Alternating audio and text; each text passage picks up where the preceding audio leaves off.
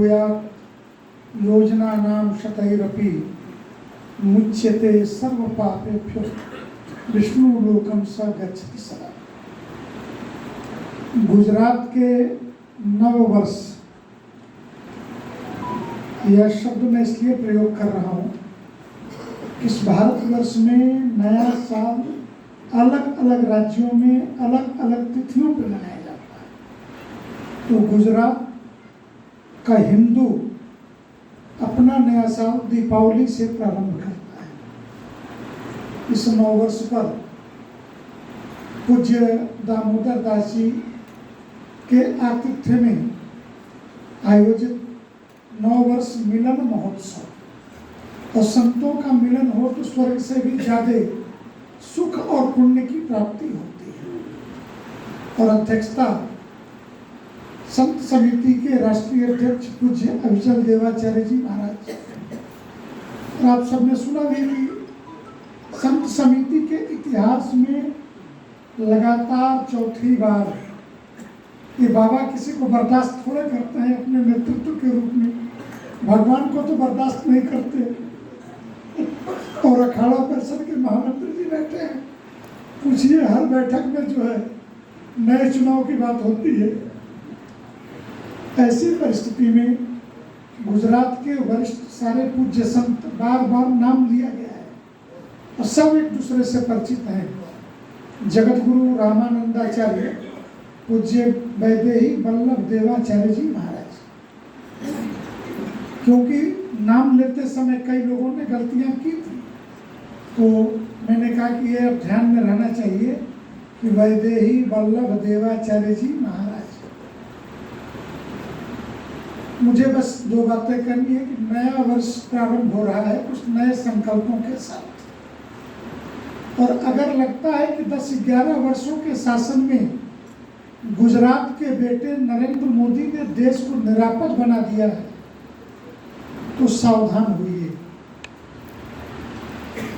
11 साल पहले 2014 में मरा हुआ हिंदू था पूरे देश का। मरा हुआ इस कदर था कि 2004 के दीपावली की पूर्व संध्या पे कांची में शंकराचार्य की गिरफ्तारी हो गई, और गिरफ्तारी के बाद पूरे देश में कहीं धरना प्रदर्शन तो छोड़िए, एक तत्कालीन शंकराचार्य ने कहा कि वो तो कुत्ता है। सत्ता के दबाव में ऐसे भी बयान किसी दूसरे शंकराचार्य के लिए जारी हुआ, और पूरे दक्षिण भारत में कोई प्रदर्शन नहीं हुआ, इतना दबाव उसका था। अंत में दिल्ली की सड़कों पे पूर्व प्रधानमंत्री, उस समय पूर्व हो गए थे, मई में चुनाव हुआ था, अक्टूबर की यह घटना थी, श्रद्धेय अटल बिहारी वाजपेयी, पूर्व प्रधानमंत्री चंद्रशेखर, पूर्व राष्ट्रपति आर वेंकटरमन जंतर मंतर की सड़कों पे बिना कोई आसन डाले जमीन पर बैठ गए, और आधे घंटे के अंदर 50,000 हिंदू वहां इकट्ठा हुआ। इसके बाद हिंदू दमन का चक्र चला, जो 4 से 14 तक 10 वर्ष तक। इस चक्र में कितनी प्रज्ञा ठाकुर, कितने स्वामी अमृतानंद, कर्नल पुरोहित, कर्नल रमेश उपाध्याय जैसे लोग नप गए, और नप ही नहीं गए, इसी प्रदेश के मुख्यमंत्री को ईडी सीबीआई ने 10-10 घंटे बिठा करके गुजरात दंगों के संदर्भ में पूछताछ की, और 10 घंटे में भी उफ नहीं करने वाला यहाँ का तत्कालीन मुख्यमंत्री, और 4 घंटे पी चिदम्बरम को बिठा लिया तो बाप बाप चिल्लाने लगे। अमित भाई ने इतना ही कहा था कि जितने दिन तुमने तड़ीपार और हमें जेल में रखा, उससे सिर्फ 1 दिन ज्यादा तुम्हें जेल में रखूंगा, और ठीक 1 दिन ज्यादा करके उन्हें जमानत मिल गई। पॉलिटिकल वेंडेटा क्या होता है, प्रतिशोध क्या होता है, ये मैं बता रहा हूँ आपको। और उस परिस्थिति में से जब 2014 में नरेंद्र मोदी ने प्रधानमंत्री पद की शपथ ली, आंखें तरस गई थी। हम अलग किस बात से हुए थे, पाकिस्तान क्यों बना था कि हिंदुओं के साथ नहीं रह सकता था मुसलमान, इसलिए उसने कहा अलग देश दे दो, और अलग देश मिला। ये गुजरात है ना, जहाँ के मुख्यमंत्री को हेलीकॉप्टर में ही पाकिस्तान से मिसाइल मार के शूट कर दिया, पूरा परिवार खत्म हो गया, और गुजरात में उफ तक नहीं हुआ था। यही गुजरात है ना। कल्पना कीजिए इन परिस्थितियों में से एक ऐसा व्यक्ति कि इसी गुजरात के सोमनाथ के मंदिर के उद्घाटन के समय जब सरदार वल्लभ भाई पटेल, डॉक्टर राजेंद्र प्रसाद जी जब आए तो राष्ट्रपति को तत्कालीन प्रधानमंत्री ने पत्र लिख करके कहा कि आपको नहीं जाना चाहिए, स्टेट इज ए सेकुलर। तो उन्होंने कहा कि state is a secular but I am no secular, I am Hindu, Sanatani Hindu. मैं हिंदू हूं, राज्य सेकुलर हो सकता है लेकिन राजेंद्र प्रसाद सेकुलर नहीं हो सकता है। और उन परिस्थितियों में से एक कुंड लगाए, माँ गंगा में स्नान करके, बाबा विश्वनाथ का पूजन करके एक व्यक्ति ने शपथ लिया, नरेंद्र दामोदर दास मोदी। और उस व्यक्ति के शपथ के बाद जो कुछ परिवर्तन हुआ, कभी पाकिस्तान हमें भारी लगता था, आज अमेरिका और डोनाल्ड ट्रंप भी हमको जोकर लगता है। इतना कॉन्फिडेंस तो उस व्यक्ति ने दे दिया इस देश के अंदर, लेकिन खतरे टले नहीं। उस कॉन्फिडेंस का परिणाम हुआ कि मरे कटा हिंदू ये देश का कितने टुकड़ों में बंटता कि गुजरात के ही आईबी के चीफ को सीबीआई ने नोटिस पकड़ा के एफआईआर करा दी थी। मैं इसलिए गुजरात के बाहर की घटनाओं का जिक्र नहीं कर रहा, सिर्फ गुजरात आपको बता रहा हूं कि नए साल के हमारे संकल्प क्या हो। आज सवेरे 3 बजे दिल्ली के ट्विन शहर, जो दिल्ली से बाहर नहीं है, फरीदाबाद हरियाणा का पूर्वी छोर है, 300 किलोग्राम RDX AK-47 आज सवेरे 3-4 बजे ये पकड़ा गया है। 5000 कारतूस AK-47 किसकी तैयारी है? लखनऊ में 50,000 कारतूस, 3,000 राइफल्स थाने से 100 मीटर की दूरी से बराबर। तो अगर आपको लगता है कि हम नए साल में प्रसन्नता पूर्वक प्रवेश करने वाले हैं, तो ग्रह नक्षत्र बदले हैं। अक्टूबर में बृहस्पति ने अपने स्थान को चेंज किया। यह नया वर्ष हमारे लिए चुनौतियों का है। मैं 2 ही भविष्यवाणी करूंगा कि इस नए साल में अमेरिका 3 टुकड़े में टूट जाएगा, भारत का कुछ न बिगड़ेगा। भारत के पास सक्षम नेतृत्व है, लेकिन उस सक्षम नेतृत्व को मिटाने के लिए, नरेंद्र मोदी की हत्या के लिए 2014 में पीएम बने, 2015 में रूस से भारत आते समय यूक्रेन के ऊपर भी इनके विमान पर मिसाइल दागने की तैयारी थी। 1.5 घंटे विमान लेट करा लिया था अजीत डोवाल ने। उस टाइम जो विमान गुजरा था, वो टाइम स्पेस का टाइम होता है, उस समय जो विमान गुजरा था, उस विमान में 249 यात्री थे, वो विमान उड़ा दिया गया। आप क्या समझते हैं कि अहमदाबाद के एयरपोर्ट पे विमान दुर्घटना हुई? अरे कोई राजनीतिक व्यक्ति नहीं बोलेगा, हम तो साधु हैं, सच बोलने के लिए कसम खा के बैठे हैं। हिंदुस्तान के एयरपोर्टों के अंदर जो जमीन पर कर्मचारी हैं, वो टर्की के राष्ट्रपति की बेटी की कंपनी काम करती है। ये ठेका भारत सरकार में नरेंद्र मोदी के समय में ही हुआ है, ये ठेका कांग्रेस ने दे करके रखा है। इतना ही नहीं, भारत में 1,20,000 सिक्योरिटी एजेंसी के SBS के नाम से जो सिक्योरिटी एजेंसी चलती है, वो कौन लोग हैं? इनके मनमोहन सिंह के जो सुरक्षा सलाहकार थे, NSA थे, ये उनकी कंपनी, जिसको एक झटके में गृह मंत्रालय ने, और कौन कौन से स्थान की सुरक्षा कर रहे थे? परमाणु प्रतिष्ठान, NTPC, जितने एयरपोर्ट, सभी स्थानों से ऐसे लोग हटाए गए। आप कल्पना कर सकते हैं कि किस स्तर का संघर्ष है। श्री राम जन्मभूमि पे मंदिर बन गया, पिछले मई के ऑपरेशन सिंदूर के पहले पाकिस्तान की तैयारी राम मंदिर पे मिसाइल मारने की थी, स्वर्ण मंदिर पे मिसाइल मारने की थी।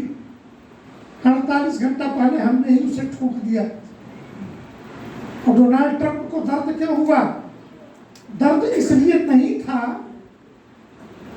कि भारत ने पाकिस्तान पे हमला कर दिया। पूरी दुनिया को बता रहे थे कि पाकिस्तान के पास परमाणु बम है। वास्तव में 450 परमाणु बम, जिसमें से 250 परमाणु बम नूर खान एयरबेस पे जमीन के नीचे थे और 200 परमाणु बम बलूचिस्तान में रखे।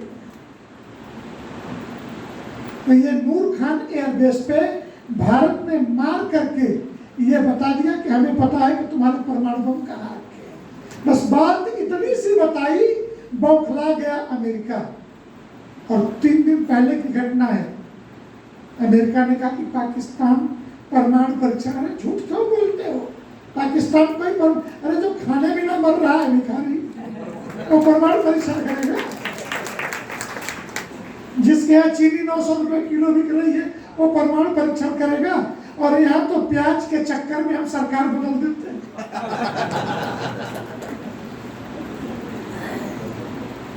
इसलिए आप एक ध्यान रखिए, अभी जेनजेड के नाम पे इस देश के नेता प्रतिपक्ष धमकी दे रहे थे कि जेनजेड सड़कों पे उतरता क्यों नहीं है। उतरा था 1992 में जेनजेड सड़कों पे, बाबरी मस्जिद ध्वस्त हो गई। और जेनजेड की याद में अमेरिका ने जो पूरी दुनिया में छलावा किया, मैं मानता हूँ युवाओं को नेतृत्व संभालना चाहिए, युवाओं को सड़कों पे उतर। बांग्लादेश में सड़कों पे उतरा युवा, और वहाँ का राष्ट्र प्रमुख कौन बना? 80 साल का मोहम्मद यूनुस। ये छलावा है। अरे गुजरात की सड़कों पे अगर युवा उतरा तो कम से कम हार्दिक पटेल विधायक तो बना, युवा है। हिंदुस्तान में वास्तविक जो जेनजेड है, ये सड़कों पे उतरता है। तो एक बार असम में भी उतरा, और असम के छात्रों ने जब परिवर्तन किया था तो असम का पूरा मंत्रिमंडल, मुख्यमंत्री समेत 2/3 कैबिनेट मंत्री अविवाहित थे, किसी की शादी नहीं हुई थी, सभी छात्र थे।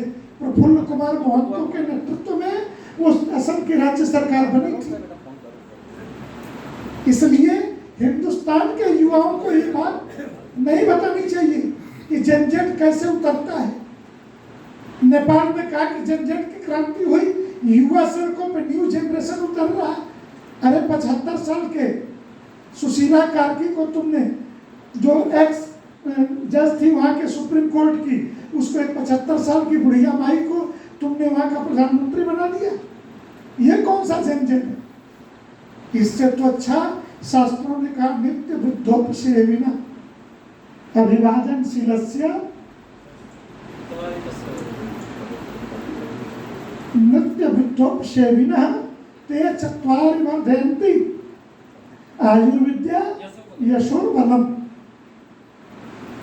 हिंदुस्तान में लोग कहते हैं कि महाराज जी, चौथी बार अध्यक्ष, मैंने महाराज जी से निवेदन किया कि महाराज जी हम कोई चुनाव लड़ने वाली संस्था थोड़े हैं। संत तो अपने वरिष्ठता के नाते जाना जाता है। जो वरिष्ठ होगा वो सब, जो नई आई पीढ़ी संतों की है उसका मार्गदर्शन करेगा। अभी पिछले दिनों देश 11 भागों में भाषाओं के आधार पर है। मैंने लगभग 9 स्थानों की बैठकें क्षेत्र के आधार पर युवा संतों की ली। गुजरात भी आया था, प्रेरणापीठ पिराना में वो बैठक थी। बस कुछ देर के लिए उद्घाटन में मैं रह करके चला गया था। युवा संतों से मैं समझना चाहता था उनके मन में क्या चल रहा है। जिस समय हमें चर्चा कर रहे हैं उस समय दिल्ली के पास गुरुग्राम से वृंदावन की एक पदयात्रा चल रही है। एक 27-28 साल का नौजवान धीरेन्द्र कृष्ण शास्त्री उसका नेतृत्व कर रहा है। जिसको जेनजेड देखना हो ना, वो हिंदू राष्ट्र मांग रहा है और पैदल चल रहा है। इसलिए इस जेनजेड के क्रांति की धमकी, फर्जी नैरेटिव गढ़ने की कोशिश हिंदुस्तान की धरती पर न की जाए, ये मैं कहना चाहूँगा। और जिस समय दुनिया में यह शंखनाद भारत कर रहा है, श्रद्धेय नरेंद्र मोदी और हिंदुस्तान की धरती पे तो मुझे कहने में संकोच नहीं होता कि लोग पूछते नरेंद्र मोदी भारत के प्रधानमंत्री है, तो नहीं, वो विश्व के प्रधानमंत्री चक्रवर्ती सम्राट जिसे कहते हैं, वो चक्रवर्ती सम्राट है। लोग पूछते फिर भारत को कौन चला रहा है? भाई भारत में कोई भी निर्णय तो अमित भाई लेते हैं। बीजेपी के अंदर किसी नेता को मिलना हो, हार्दिक से पूछ लो, जिलाध्यक्ष जी से पूछ लो, निर्णय कौन करता है। किसी राजनीतिक दल से गठबंधन करना हो तो अमित भाई जाने, नरेंद्र भाई से कोई मतलब नहीं है। तो ये वैश्विक व्यवस्था है, ये चल रही है। नए साल में संकट बहुत है, लेकिन इन सारे संकटों से मैंने इसलिए बताया कि जो कौम हजार वर्षों तक ये मान के चल रही थी कि हिंदू पैदा ही हुआ है गुलामी के लिए, आज हिंदू संत भी जगा है, हिंदू युवा भी जगा है। मंदिर केंद्रित अर्थव्यवस्था और अपने मंदिरों को वापस लेने की तड़प ये भी पैदा हुई है। मंदिर के बहाने हम एक नए भारत के निर्माण की तरफ बढ़े हैं। हमारे देखा देखी गुजरात के स्वामी नारायण संप्रदाय ने मोहम्मद साहब के जन्म स्थान के राज्य ओमान में भी जाकर के मंदिर बना दिया है। तो ये व्यवस्था एक नई, इसको कहेंगे न्यू वर्ल्ड ऑर्डर, और फिफ्थ जनरेशन वार की तरफ हम बढ़ रहे हैं। इसलिए सावधानी भी अपेक्षित है। नए वर्ष में आप सभी को ढेरों सारा बधाई है कि हम वैश्विक अर्थव्यवस्था की भी ताकत बन रहे हैं, मंदिर केंद्रित अर्थव्यवस्था के बहाने ताकत बन रहे हैं, लेकिन संतों को बहुत कुछ करना है। ऐसी परिस्थितियों में कोई संत बैठा रह जाए, जिला केंद्रों की व्यवस्था हमने बना ली है। मैं पीछे के दिनों में भी पूज्य महाराज जी से और मंच पर बैठे संतों से अलग से नहीं, या नीचे बैठे, एक व्यवस्था मंच छोटा है तो क्या है, जितनी जगह है उतने में बैठे हैं, ऊपर नीचे का कोई भाव नहीं है। बस इतनी सी बात मैं कह रहा हूं, प्रत्येक आश्रम के 10 किलोमीटर के एरिया में अगर समाज पर आपका प्रभाव नहीं है तो आप साधु कैसे कहलाएंगे, ये आप पर खुद प्रश्न चिन्ह होगा। ये ध्यान रखिए, समाज पर आपका प्रभाव, समाज के दिशा को मोड़ देने की ताकत, और हमारे मन में संप्रदायगत बातों को, कम से कम संत समिति का मंच इस बात पर कोई विचार नहीं करता। सनातन धर्म में 127 संप्रदाय हैं, 6 दर्शन है। अगर अद्वैत दर्शन के प्रतिपादक भगवत पाद शंकराचार्य हमारे लिए पूज्य है, तो हमारे लिए विशिष्टाद्वैत के प्रतिपादक रामानुजाचार्य, उस परंपरा में जगत गुरु रामानंदाचार्य भी, जगत गुरु सत कैवल्य पीठाधीश्वर अभिचल देवाचार्य भी उतने ही पूज्य हैं जितने शंकराचार्य पूज्य। इसलिए हमारे मंचों पे आसन एक बराबर के लगते हैं। हमारी व्यवस्थाओं में ऊपर नीचे का भाव नहीं। अखिल भारतीय संत समिति आपसे गुजरात में कम से कम जब आगे मिले, और जो संत प्रांत में पदाधिकारी हैं, खुल के कह रहा हूं, उनके जो भी पदाधिकारी प्रांत में एक बार संत मिलन के ही बहाने उनके आश्रम में कोई न कोई कार्यक्रम होना चाहिए। दामोदर दास जी में राह दिखाई नए वर्ष के बहाने। इस प्रदेश में रामचंद्र दास जी, पूज्य भक्त चरण प्रभु चरण दास जी जैसे महामंत्री हैं, और ये हमारा अद्भुत प्रदेश है जहां अध्यक्ष के साथ 2 कार्यकारी अध्यक्ष, 2 महामंत्री, पूरा देश सिंगल महामंत्री से चलता है, लेकिन गुजरात 2 महामंत्रियों से चलता है। इसका मतलब सामान्य प्रदेश नहीं है, कमजोर नहीं है, ये ध्यान रखिए। मैं रामचंद्र दास जी के बारे में इतना ही कहता हूँ कि जब भी इनको देखता हूँ तो श्री राम जन्मभूमि आंदोलन के महानायक दिगंबर अखाड़े के श्रीमान परमहंस रामचंद्र दास जी मुझे याद आ जाते हैं। वो स्वभाव यहाँ देखा है संघर्षों को। जिस कालखंड में कोई जुबान नहीं खोल सकता था, उस कालखंड में, और अगला जो वर्ष है गुजराती नववर्ष, ये सब समिति के संस्थापक पूज्य वामदेव जी का जन्म शताब्दी वर्ष है।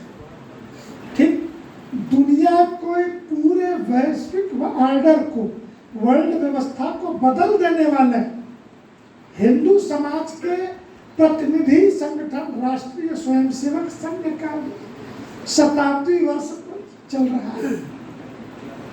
वर्ष प्रतिपदा से विजयादशमी से प्रारंभ हुआ है। इस शताब्दी वर्षों की श्रृंखला में देश को हम कितनी ताकत देंगे। और देखिए, सच तो ये है कि अब जो इतिहास लिखा जाएगा, जैसे हम पढ़ते हैं ना कि समुद्रगुप्त का कालखंड स्वर्ण युग, इतिहास में पढ़ते हैं ना, और ये after Christ, before Christ, BC AC के आधार पे 2014 के बाद का इतिहास। मैं गुजरात में हूँ इसलिए ये बात नहीं कह रहा, मैंने वाराणसी में भी ये बात बोली कि आगे जो इतिहास आएगा वो बिफोर नरेंद्र मोदी और आफ्टर नरेंद्र मोदी, देश में क्या बदला है ये आप अनुभव करोगे, फिर आंखों में सिर्फ आंसू। 24 घंटे मेहनत, राष्ट्र को दिशा देने वाला, छोटी से बड़ी बातों पर विचार करने वाला। एक छोटी सी बात बता के अपनी वाणी को विराम दे देता है। धर्मांतरण कैसे रोका जाए, सुप्रीम कोर्ट तक सरकार के पीछे पड़ी है, और बेहया चीफ जस्टिस भारत की धरती पे नहीं, कंबोडिया में जाकर के भारत की सरकारों के बारे में कमेंट करता है, फिर देश के साधु संतों से अपेक्षा करता है कि उसके प्रति हम सम्मान का भाव रखें। ये संभव नहीं है। जो भी तुम्हें जो दिक्कत है भारत की धरती पर बोलो, हम उसका प्रत्युत्तर देंगे। लेकिन भारत की निंदा, भारत से बाहर करने वाला, चाहे कितने भी बड़े पद पर हो, LOP हो या चीफ जस्टिस हो, वो हमारे लिए राष्ट्रद्रोही है, देशद्रोही है। घर का मसला है, वैचारिक प्रतिद्वंदिता हो सकती है, राजनीतिक प्रतिद्वंदिता हो सकती है, वैचारिक मतभेद हो सकते हैं, लेकिन हम घर में बैठ करके सुलझाएंगे। घर के बाहर कोई बात नहीं होगी। और धर्मांतरण को कैसे रोका जाए, 5 किलो राइस पर धर्मांतरण होता था। उस हिंदुस्तान ने दुनिया के 56 देशों को कोरोना का मुफ्त टीका ही नहीं दिया। हिंदुस्तान के 84 करोड़ लोग, ये पूरे विश्व की कुल आबादी के 15% होते। इतने लोगों को मुफ्त भोजन दे रहा है। वो 5 किलो राइस पर धर्मांतरण कराने वाले ऐसे गायब हो गए जैसे गधे के सर से सींग हो। तो सत्ता के करने के तरीके अलग हैं, वो कर रहे हैं, लेकिन एक नागरिक दायित्व भी है, एक सामाजिक दायित्व भी है। हम उस दायित्व को हम अपने प्रधानमंत्री, अपने पूज्य राष्ट्रीय अध्यक्ष को देख करके नकल करने, जैसे प्रधानमंत्री ने झाड़ू चलाया वहां जहां झाड़ू चलाने की आवश्यकता थी, और नेता क्या कर रहा है कि कचरा अलग से मंगा के रख रहा है, डाल करके झाड़ू चला रहा है। भाई नकल ऐसी मत करो, खराब लगता है, किसे धोखा दे रहे हो। तुम्हारी अंतरात्मा तो जानती है ना कि तुम गलत कर रहे हो कि सही कर रहे हो। इसलिए नए साल में शुभ संकल्पों के साथ राष्ट्र और धर्म के लिए यतो धर्म ततो जय, जहाँ धर्म होगा वहाँ विजय होगी, और यह विजय राष्ट्र की वास्तविक विजय होगी। सनातन ये राष्ट्र, देखिए हिंदू राष्ट्र है, रेडीमेड है हजारों वर्षों से, क्योंकि कुरान में और बाइबिल में भारत के किसी स्थान का जिक्र नहीं। शास्त्रों में, पुराणों में भारत के एक एक स्थान का जिक्र है। काल, समय, गणना का मार्कंडेय पुराण में जिक्र है। इसलिए भारत हिंदू राष्ट्र है, लेकिन इस व्यवस्था से चले, हिंदुओं के अनुसार ही यह देश चले, बहुसंख्यक मान्यताओं के आधार पर ही यह देश चले। इन्हीं नए शुभ संकल्पों के साथ नए वर्ष की ढेर सारी आपको बधाई।